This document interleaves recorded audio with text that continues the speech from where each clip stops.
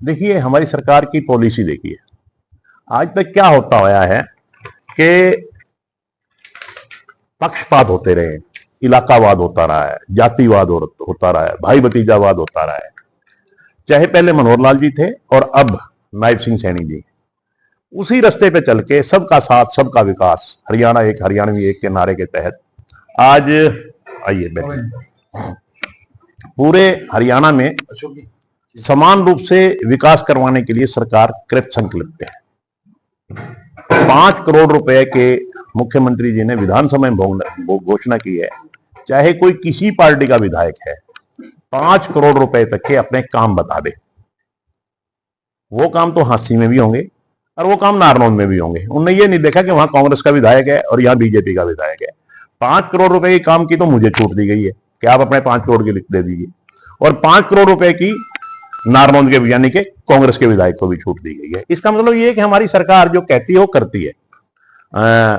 सबका साथ सबका विकास, इस नारे के तहत 90 के 90 विधायकों को 5-5 करोड़, 90 विधायकों में से आप मंत्री छोड़ दो, मंत्रियों भी है 5-5 करोड़ रुपए उनको भी दिए कि आप अपने इलाके के विकास की लिस्ट दे दीजिए। हर क्षेत्र में 5-5 करोड़ रुपए के काम करवाए जाएंगे। ये जो आप कह रहे थे कि विधायकों का भी कोटा बढ़ा दिया गया, विधायकों का कोटा यही रखा गया कि आप अपनी लिस्ट दीजिए और आपके।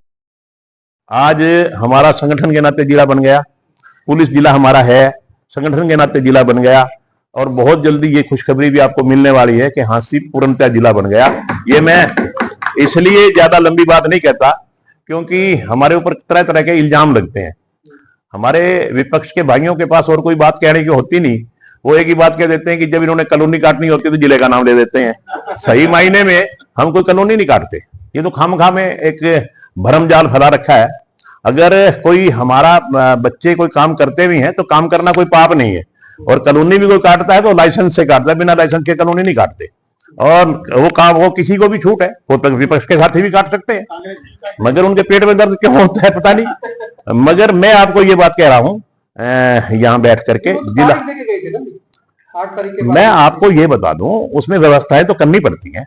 आप ऐसे ही, आप तो यूं थोड़ी है कि आपने कह दिया डीसी बैठा हूं तो डीसी बैठ जाऊंगा, डीसी बैठ जाएगा। आप याद करें, हमारी सरकार ने कहा था कि हम पेंशन 1000 रुपए से 3000 करेंगे, मगर 3000 की 5 साल में की ना 3000, 5 साल में हमारी जो प्लानिंग होती है 3-5 साल की होती है। मतलब जिला भी सरकार के मतलब जाते जाते तक बन सकता है, जिला जाते जाते नहीं, इसी वर्ष बनेगा, और अब मैं अगली डेट में निश्चित नहीं करता, बहुत जल्दी बनेगा। और वाला कोई फैक्टर नहीं, अभी तक परिसीमन वाला कोई फैक्टर नहीं है। और मैं आपको एक बार फिर बताना चाहता हूं कि जिला बनने की लगभग सारी तैयारियां हो चुकी हैं। माननीय मुख्यमंत्री जी किसी दिन भी अनाउंस कर सकते हैं। अच्छा, सरकार में जो है परिसीमन दोबारा से होगा, लिमिटेशन होगा, उस पर फिर आपने क्या कर लिया, मतलब क्या क्या चीजें निकालनी, क्या क्या चीजें ऐड करनी? देखो जी, मेरे को तो इसी हल्के ने 3 बार विधायक बना दिया, तो मेरे को तो सारे प्यार करते हैं, जो आ जाए वो सारे सही है। मैं तो कहता हूँ यूं का यूं रहे तो भी बुल प्रूफ तो है ही। आप देख नहीं रहे, 2014 में सरकार आई थी, उसके बाद बढ़ी रही है, घटी तो है नहीं। अब देखे ना, हम 47 विधायकों के साथ आए, हुए 40-48 हो गए, मतलब आगे आगे बढ़ेगी घटेगी नहीं। ये तो पक्की है कि बीजेपी तो बुलेट प्रूफ है, बीजेपी को कोई खतरा नहीं है। अच्छा, विधानसभा में बीजेपी के विधायक कहते हैं कि ये विधायक जो है 10 लोगों पर भी है, दूसरे विधायक कहते हैं कि इनसे भ्रष्टाचार भी नहीं है। देखिए, ये बड़ी खेदजनक बात है, ऐसा नहीं कहना चाहिए था, और उसके लिए मैं समझता हूं कि वो एक जल्दबाजी में निकले हुए शब्द थे, जिसकी उन्होंने बाद में सॉरी भी फील करी कि मेरे मुंह से जल्दबाजी तो हो सकती है साहब, लेकिन ये कहे कि मेरे रिश्तेदार से 10 लाख रुपए ले गई है ये मंत्री जी, तो ये बड़ी गंभीर विषय है। देखिए, जब एक आदमी कोई किसी पर आरोप लगाता है तो आरोप प्रत्यारोप लगना स्वाभाविक है।